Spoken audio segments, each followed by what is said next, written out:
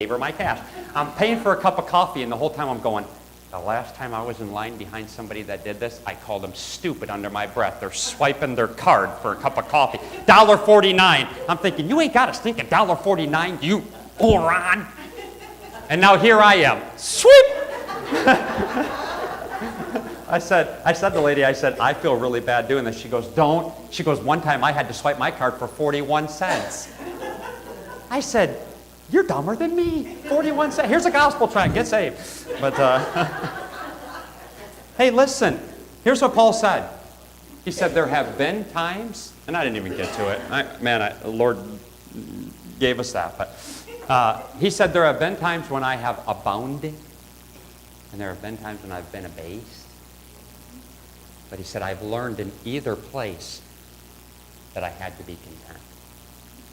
That is a powerful thought, because usually, I'll speak to myself, when things are good, I find myself more uncontented than when things are bad. When you don't have much, Brother Jeff would attest to this. The people in Guatemala are probably some of the most contented people in the world, for the most part. When you get out, they're content with the nothing that they have. But if I were to take you to New York City and we were to go down some Park Avenue or whatever, and we were to knock on the doors of $1 million apartments, we'd find a whole group of uncontented people, and you and I would look at them and go, how could you not have contentment? You got 2 Mercedes and a beautiful house and multi-million dollars and money in the bank and so on and so. I mean, how could you not be contented? And this person over here, you know what? That is the place usually where you find. But Paul said, I have found it in both places. Paul had been on both ends of that. Contentment, I'm done, is that you can rejoice in your substance. So sometimes he provides through people. Sometimes he provides directly. Why don't you stand? Sometimes he provides directly. He'll put it right in. I mean, somebody will walk up to you.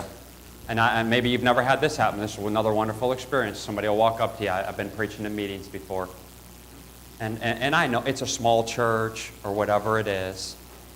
And somebody will walk up to me and, they'll give me a handshake and I'll feel something in there.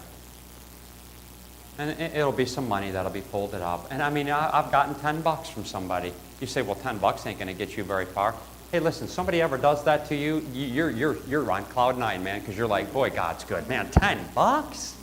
$10 to me? I didn't deserve 10. And he's giving me $10 from some guy who just said, hey, thanks. And I've had guys slip a couple of $100 in my hand, shake my hand, get the love offering, and it's hardly anything. And hear God use that person directly. But sometimes it's indirectly. And can I help you with something before I pray? You are the indirectly. You are the indirectly.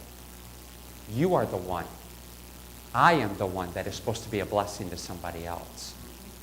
When we abound, glory to God. Truthfully, I'm not prideful. I'm not humble. I'm not prideful. I'm not anything. But I give away. Me and my wife, that's kind of always been our thing. She goes, you don't ever get involved in any deal that you always tell me you're going to do really good on. She goes, and we lose on everything because you give it all away. I know, honey, but one of these days I'm going to get rich. But you know what? I just figure that people gave to me and still do. And the Lord blesses me, my word. Beyond what I could tell you. How God's taken care of. High and low. But I want to tell you that God is looking to use you and I. So don't stand when God lays something on your heart, just do it. Don't let your right hand know what your left hand's doing, because your left hand's going to talk your right hand out of doing it. Let your wife know and say, honey, I'm going to do that. My wife does stuff all the time. Miss LaFave, God bless her. I love her. Man. I love her. And she does stuff all the time, and after the fact she'll say, I did this, and I gave this. And I'm like, you did what? You gave how much? She said, just money. It's just money. That's because it's mine. won't say that when it's yours. Only when it's mine. No. So, indirectly, Jesus. Sometimes we can be a blessing to somebody else. Because when you find contentment, you help others to find contentment. You don't have to be a pauper and give everything away. God lays on your heart to do it. But finding contentment. Lord, help us. Lord, I love your people.